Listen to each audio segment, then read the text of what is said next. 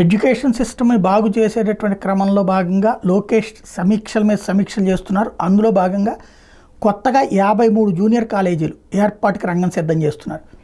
రాష్ట్రంలో పెరుగుతున్న జనాభాకు అనుగుణంగా జూనియర్ కళాశాలకి డిమాండ్ పెరుగుతున్న నేపథ్యంలో జూనియర్ కాలేజీల అవసరం. ఇంతవరకు ప్రైవేట్ కాలేజీల మీద డిపెండ్ అవుతున్నారు.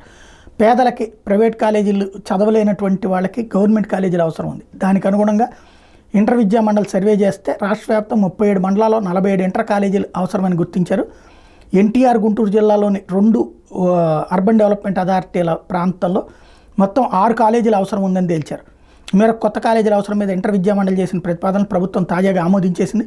కొత్తగా 53 ప్రైవేట్ జూనియర్ కాలేజీల ఏర్పాటు కోసం నోటిఫికేషన్ కూడా జారీ చేసింది.